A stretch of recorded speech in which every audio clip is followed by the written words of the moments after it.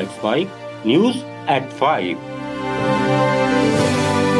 अयोध्या राम मंदिर ट्रस्ट के व्यवस्थापक गोपाल राव ने राम मंदिर परिसर छोड़ दिया है और कार सेवकपुरम में शिफ्ट हो गए हैं। बताया जा रहा है कि उन्हें ट्रस्ट के विशेष आमंत्रित सदस्य पद से पहले ही हटा दिया गया था और उनका कार पास भी सरेंडर करा लिया गया है। ये घटनाक्रम चढ़ावा प्रकरण और ट्रस्ट में हुए प्रशासनिक बदलावों के बीच सामने आया है। हालांकि ट्रस्ट की ओर से अब तक इस मामले पर कोई आधिकारिक बयान जारी नहीं किया गया है। दूसरी तरफ राम मंदिर ट्रस्ट के पूर्व महासचिव चंपत राय बंसल का एसआईटी को लिखा एक कथित पत्र वायरल हो रहा है। वायरल पत्र में उन्होंने दान की गिनती से जुड़े एसओपी पर अपने हस्ताक्षर होने से इनकार किया है। उनका दावा है कि ये प्रक्रिया ट्रस्टी अनिल मिश्रा और स्टेट बैंक के अधिकारियों ने तय की थी और उन्हें इसकी जानकारी काफी बाद में मिली। इस बारे में कोषाध्यक्ष गोविंद गिरी ने कहा कि महीने में 5 दिन कोई उनकी तरफ से मंदिर का हिसाब किताब देख लेता था, वे खुद कुछ नहीं करते थे। मैं ट्रस्ट के फोर्स को पूरी तरह देखता था। मैं स्वयं आता नहीं था, लेकिन हमारे पुणे कार्यालय के हमारे सहयोगी चार्टर्ड अकाउंटेंट्स जो मेरे स्वयं के वहाँ के कोषाध्यक्ष हैं, उनको भेज और वे आकर के महीने में 5 दिन यहाँ पर रहते थे, सारे हिसाब जांचते थे। उन्हीं के कारण मैं निश्चिंत रह पाता था। और यहाँ पे इसलिए मेरा उस पर ध्यान नहीं था, ऐसी बात नहीं है। वी वर्क बाय डेलीगेशन, किसी को भेज करके हम काम करवाते हैं, उस प्रकार का काम ठीक चल रहा था। उधर एसआईटी की शुरुआती जांच में दान की गिनती और सुरक्षा व्यवस्था में कई अनियमितताओं की ओर इशारा किया गया है। रिपोर्ट में कहा गया है कि तय सुरक्षा नियमों का पूरी तरह पालन नहीं हुआ और तलाशी संबंधी प्रावधानों को भी बाद में शिथिल कर दिया गया। इस पर आम आदमी पार्टी के संयोजक अरविंद केजरीवाल ने मीडिया से कहा कि एसआईटी जांच सिर्फ लीपापोती है। ये सारा मामला अनिल मिश्रा, टिन्नू यादव, फलाना ढिमका इसी के अंदर घूम रहा है। असली चोर तो बड़े बड़े हैं, वो तो कहीं और ही बैठे हैं। एसआईटी जो है वो एक दिखावा है।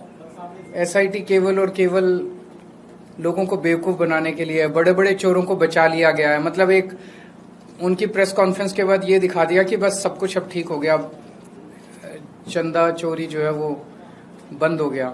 लेकिन सारे देश में किसी से पूछ लो, सबको दिख रहा है कि मामले को रफा दफा किया जा रहा है। पूरा जोर लगा के बड़े बड़े जो जिन्होंने चोरी की उसमें जो बड़े बड़े नाम है उनको बचाया जा रहा है और पूरे मामले को रफा दफा करने की कोशिश की।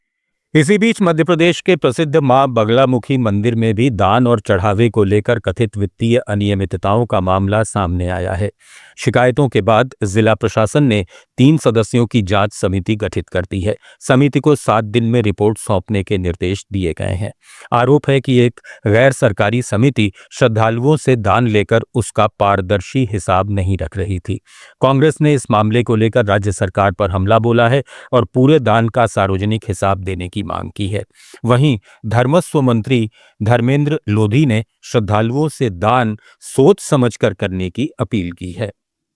श्रद्धालुओं का दिया हुआ दान सही हाथों में जाए, इसके लिए आने वाले समय में और भी कई प्रकार की रचना योजना हम बना रहे हैं, जिसमें डिजिटल पेमेंट की भी बात है, जिसमें क्यूआर कोड के माध्यम से भी दान देने की बात है। और सभी श्रद्धालु जो आते हैं उनसे मैं केवल एक ही आग्रह करूंगा कि जब आप दान देते हैं तो सोच समझकर दान दें। जिस व्यक्ति को आप दान दे रहे हैं वो ऑथेंटिक है कि नहीं है, और सोच समझ के दान देंगे तो अच्छा रहेगा। और सही जगह पर दान देंगे तो आपका दान सही जगह पर जाएगा। और मुझे लगता है इस प्रकार की अनियमितताएं मध्य प्रदेश की धरती पर हम बर्दाश्त करने वाले नहीं हैं। दिल्ली के जंतर मंतर पर चल रहे प्रदर्शन के बीच सामाजिक कार्यकर्ता सोनम वांगचुक के अनशन और अभिजीत दीपके को लेकर विवाद तेज हो गया है। पिछले कई दिनों से अनशन पर बैठे सोनम वांगचुक की बिगड़ती तबीयत के बीच सोशल मीडिया पर अभिजीत दीपके के खाने पीने के वीडियो वायरल हो रहे हैं। इस पर सफाई देते हुए दीपके ने कहा कि ये वीडियो अनशन शुरू होने से पहले के हैं और उन्हें बदनाम करने की कोशिश की जा रही है। दीपके ने बताया कि सोनम वांगचुक के निर्देश पर कोर टीम के सदस्य अनशन पर नहीं बैठे हैं ताकि प्रदर्शन की व्यवस्था और प्रशासन से समन्वय की जिम्मेदारी संभाल सकें। आप सुन रहे थे let's mind more than radio. Follow कीजिए हमें हमारे सोशल मीडिया प्लेटफॉर्म